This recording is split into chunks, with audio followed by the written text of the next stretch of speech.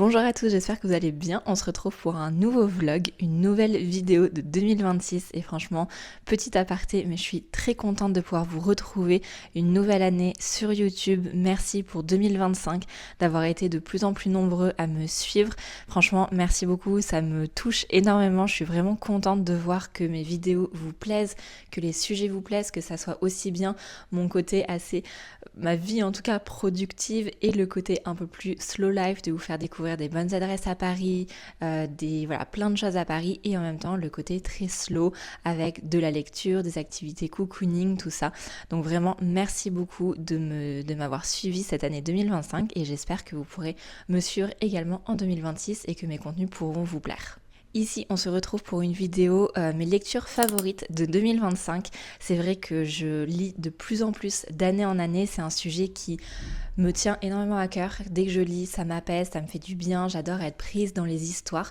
Je publie de plus en plus de contenu. J'ai lancé ma chaîne TikTok sur les livres, Instagram aussi. Je mettrai tout dans la barre d'infos si jamais vous voulez aller me suivre. Mais voilà, c'est vraiment un sujet qui me passionne de plus en plus.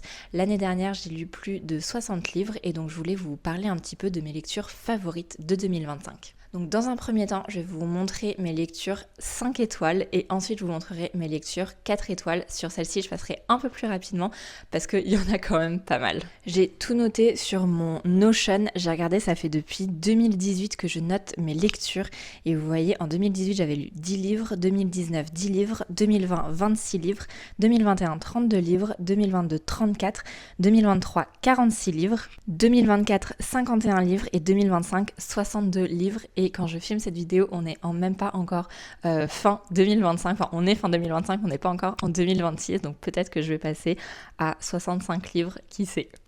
Donc, on est parti tout de suite pour les livres 5 étoiles. Donc j'ai environ 6 livres 5 étoiles, j'en ai sur ma Kindle et en version papier. Donc il y en a en version papier que j'ai acheté et il y en a que j'ai emprunté à la médiathèque. Et voilà, et j'en ai aussi sur ma Kindle. En premier, je vous parle de la série Kings of Sin que j'ai mais juste adoré. Ici, on est sur une série avec que des millionnaires.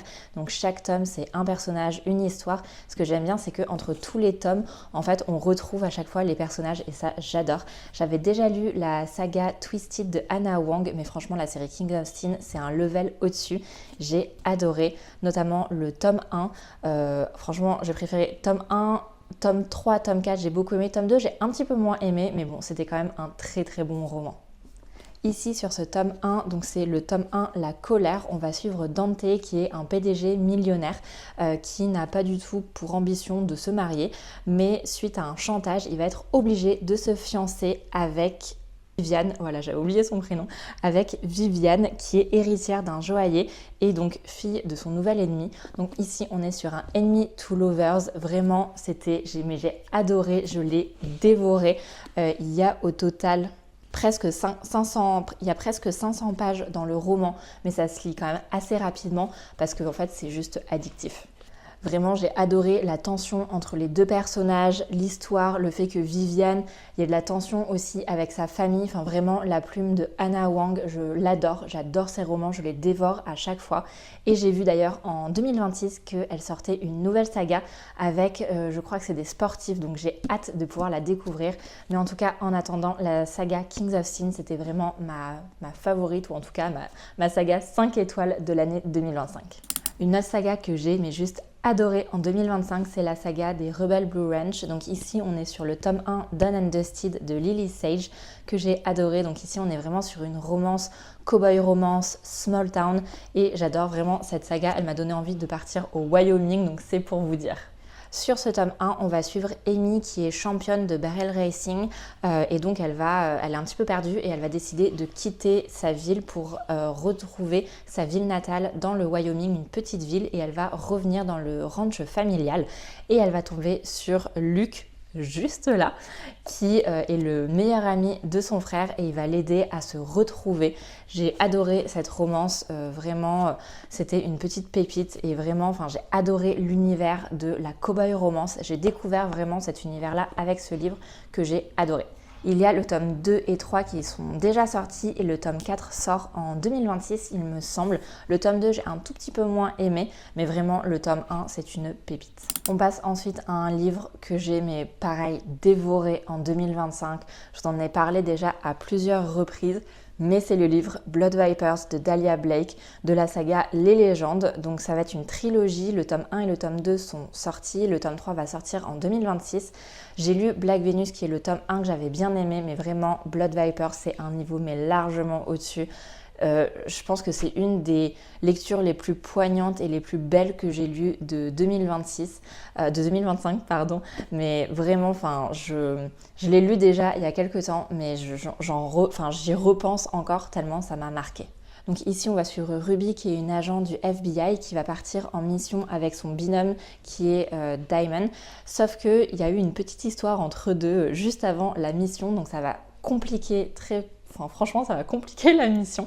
Et donc, je vous lis juste la phrase qui résume bien aussi. Donc, c'est les États-Unis qui soupçonnent l'existence d'un programme secret russe, des agents formés depuis l'enfance pour s'infiltrer dans la société américaine. Leur cible, Noah, un de ces espions présumés qu'ils doivent démasquer par tous les moyens. Et en fait, il va y avoir un triangle amoureux. On se rend compte que en fait, il y a plein de choses qui vont se passer, je peux pas tout vous dire parce que vraiment sinon ça va vous spoiler, mais vraiment ce roman était juste incroyable, vraiment poignant, bouleversant. Je m'attendais pas à tous les plot twists qu'il y allait avoir dans ce livre. Vraiment, je l'ai lu en 2 jours, je crois, alors que je travaille quand même la journée. Donc c'était juste incroyable, je n'arrivais pas à le lâcher quand j'étais au travail. Je pensais au roman, à la suite. Et vraiment, c'est poignant, on sent vraiment le tiraillement dans le personnage de Ruby. Oui, c'est un triangle amoureux, mais c'est vraiment beaucoup plus complexe que ça va beaucoup plus loin. J'ai vraiment adoré et j'ai hâte de lire le tome 3 qui est introduit un tout petit peu à la fin du roman.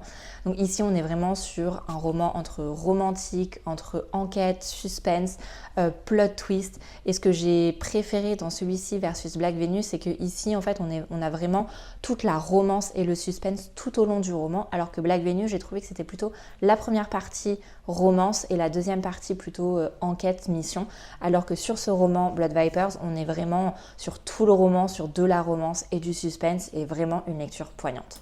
Je ne pouvais pas faire une vidéo favori lecture sans vous parler de la saga des Windy City qu'on a beaucoup vu sur les réseaux sociaux, mais franchement je comprends la hype autour de cette saga. Donc aujourd'hui, il y en a plusieurs qui sont sortis. J'ai lu le tome 1 et le tome 2 et franchement, mon préféré, c'est vraiment The Right Move, mais je crois comme pas mal de personnes. Donc ici, en fait, à chaque fois, c'est un roman, une histoire. Pareil, on retrouve les personnages dans les différents romans. Donc ça, j'aime bien pouvoir voir un petit peu où est-ce qu'ils en sont. C'est toujours sympa. Et ici, donc, tous les livres se passent à Chicago. Ici, on est avec Ryan qui est un basketteur, il me semble. Je crois que c'est ça, si je n'ai pas oublié. C'est un basketteur et donc ici, en fait, il vit dans un superbe appartement à Chicago et du jour au lendemain, il y a la meilleure amie de sa sœur qui va venir vivre chez lui. Mais en fait, ils sont à l'opposé en termes de caractère. Indy, elle est vraiment très solaire, joviale, elle est très féminine, elle adore la décoration, les plantes, etc. Vraiment hyper féminine, alors que Ryan, il est très renfermé sur lui-même, il va pas beaucoup parler, il est un peu grognon, vraiment c'est les opposés. Et donc ça va être assez marrant de les voir tomber amoureux au fur et à mesure. J'ai vraiment aimé l'histoire, elle était hyper jolie, hyper émouvante. J'ai vraiment aimé les suivre tout au long de cette romance. Pour cette romance, on est sur de la proximité forcée, on est sur la meilleure amie de la sœur, on est sur une romance sportive. Donc vraiment, c'est tout un petit combo qui fait que ce livre est absolument parfait. Et le roman est de Lee Stamford. J'ai hâte d'ailleurs de lire le tome 3. À mon avis, ça va être une de mes lectures de janvier 2026 pour bien commencer l'année. Et enfin, une de mes dernières lectures favorites de 2025, c'est le livre Atmosphère de Taylor Jenkins Reid. Franchement, tous ces romans sont absolument sublimes. Vraiment, je ne peux que vous les conseiller en lecture contemporaine. Ça a été donc ce livre Atmosphère. Ils disent que c'est une histoire d'amour.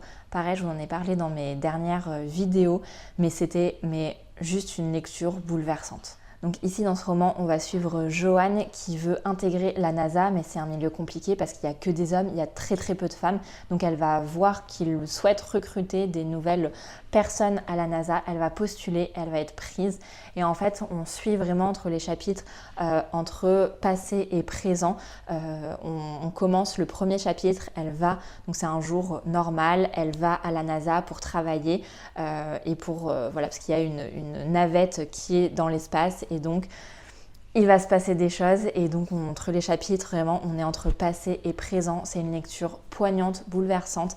C'est une histoire d'amour, mais en fait, c'est une histoire d'amour à travers plein de choses, avec l'espace, avec une personne, mais enfin c'était juste bouleversant et je ne peux que vous le recommander. C'était une très très belle lecture. J'ai adoré aussi tous ces autres romans de Taylor Jenkins Reid. C'est elle qui a écrit Les Sept Maris d'Evelyn. Elle a écrit Malibu Rising. Enfin voilà, elle a écrit vraiment plein de romans que j'ai pu lire ces dernières années, que j'ai beaucoup beaucoup aimé. Donc voilà pour ma dernière lecture 5 étoiles de l'année 2025. On va maintenant passer à mes lectures 4 étoiles, donc j'en ai quelques-uns ici, sinon j'ai tout noté sur mon iPad parce qu'encore une fois il y en a qui sont sur ma Kindle, il y en a que j'ai emprunté à la médiathèque. Donc voilà, je vais entamer les lectures 4 étoiles, là je vais passer un peu plus rapidement parce qu'il y en a beaucoup. Pour mon premier roman 4 étoiles, on est sur une cowboy romance encore. Donc ici c'est The Bribe, L'achat du silence, le tome 1 de la saga Calamity Montana et c'est de Daphne Perry. Donc ici, on va suivre Jade, qui est en réalité Lucy Ross, une célèbre chanteuse country qui a complètement disparu. Donc elle part en randonnée et elle va tomber sur Duke Evans, qui est shérif à Calamity dans le Montana. Et donc il va essayer de comprendre pourquoi en fait elle souhaite changer d'identité, qu'est-ce qui se passe. Ici, on est donc sur une small town romance, cowboy romance. C'était assez doux, c'était assez... Je trouvais que quand même la romance et le plot twist étaient quand même assez différents de d'habitude dans une romance. Donc j'ai beaucoup apprécié et j'ai hâte de lire le tome 2. Un deuxième roman 4 étoiles, mais c'est Falling Like Leaves de Misty Wilson que j'ai beaucoup aimé, qui est plutôt une romance automnale.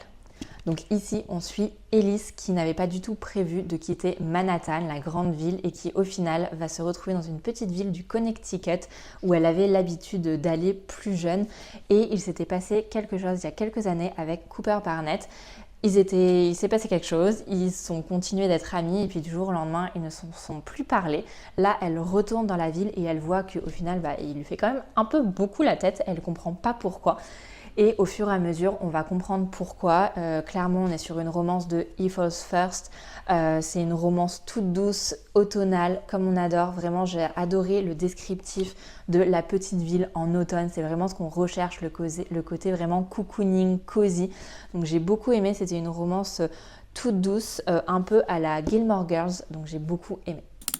Un autre roman que j'ai adoré, franchement, il était pas loin du 5 étoiles. J'hésite encore d'ailleurs, mais c'est Cet été sera différent de Carly Fortune. J'adore ces romans aussi, c'est des lectures parfaites pour l'été. Ici, on va suivre Lucy qui, une année, va en vacances sur l'île du Prince Édouard pour attendre sa meilleure amie. Et puis un soir, elle va tomber sur Félix. Il se passe quelque chose et le lendemain, elle se rend compte qu'en fait, Félix est le frère de sa meilleure amie, le petit frère de sa meilleure amie. Donc là, ça commence à coincer un petit peu. Elle a peur de le dire à sa meilleure amie, elle ne lui dit pas. Et donc chaque été, elle retourne sur l'île pour passer ses vacances sur l'île avec sa meilleure amie. Elle retombe à chaque fois sur Félix et donc elle retombe encore et encore dans ses bras parce que leur alchimie est juste incroyable. Et il y a un jour où Bridget, donc la meilleure amie de Lucy, va quitter sa ville Toronto pour aller sur l'île. Alors que c'est pas du tout les vacances, elle va appeler Lucy. Lucy donc va venir en catastrophe sur l'île pour essayer de comprendre qu'est-ce qui s'est passé, pourquoi Bridget a quitté sa vie comme ça pour aller sur l'île. Et donc en arrivant sur l'île, Lucy va forcément retomber sur Félix et on va voir qu'est-ce qui se passe à partir de ce moment-là. Donc vraiment une lecture très agréable, très fluide, vraiment ça sent bon l'été. J'adore en fait quand c'est une romance et que l'autrice arrive à décrire vraiment l'univers de l'été ou de l'automne ou de l'hiver, peu importe. Mais je trouve que ça nous permet d'apprécier encore plus la saison. Et vraiment ça c'était un petit bijou, j'ai adoré. Ensuite, on continue, je vous mettrai les images ici parce que je les ai plus forcément, je me suis tout noté sur mon iPad, donc on continue. Mais donc en autre livre que j'ai adoré, qui sont notés 4 étoiles, c'est la trilogie des Majesty, donc Mad Majesty, Fallen Majesty et Dark Majesty, que j'ai adoré. Ici, on est donc sur des romances royales. J'ai préféré le tome 1, Mad Majesty, qui se passe à Londres, qui était vraiment, et pareil, ces romances sont poignantes, à chaque fois on découvre un petit peu ce qui se passe au travers de ces familles, donc il y a des problèmes familiaux, il y a aussi des problèmes culturels parfois. Enfin vraiment, j'ai trouvé ces romans incroyables. C'est de Delinda Dane, j'ai adoré et j'ai hâte de voir ce qu'elle va écrire ensuite. Bien sûr, je ne pouvais pas faire cette vidéo sans vous parler des livres de Freda McFadden. Donc j'ai vraiment préféré La Prof et La Psy, où il y a des plot twists incroyables. Je sais que La Prof, il y en a qui n'ont pas aimé du tout. Donc franchement, en lisant ce livre, je ne m'attendais à rien et au final, j'ai beaucoup aimé. Il y a des plot twists dans tous les sens. Et en fait, je pense que comme je m'attendais à rien, j'ai été surprise. Donc j'ai quand même beaucoup aimé. La Psy aussi, j'ai adoré. Et au final, la saga La Femme de ménage, c'est pas forcément ma saga préférée. J'ai quand même beaucoup aimé, mais j'ai préféré La Psy et La Prof. Donc si vous recherchez des thrillers un peu en huis clos, où il y a vraiment des plot twists dans tous les sens, vraiment ces livres sont faits pour vous. Dans la même vibe, un peu thriller, on a Vengeance Express de Riley Sager, où là on est pareil dans un huis clos, on est dans un train où en fait, alors je me souviens plus du nom de la protagoniste, mais il s'est passé quelque chose il y a 10 ans qui a détruit sa famille, et donc elle va inviter toutes les personnes qui sont en lien avec ce qui s'est passé avec sa famille et le fait qu'ils ont détruit complètement sa famille. Donc elle va les retrouver dans le train et elle va vouloir se venger. Et donc on suit le décompte en fait du départ du train jusqu'à l'arrivée du train. Donc chaque chapitre c'est plus que 11 heures, plus que 10 heures. Donc ça crée un suspense assez haletant. Au début c'était quand même assez calme, assez lent, et au fur et à mesure des chapitres on sent la tension monter.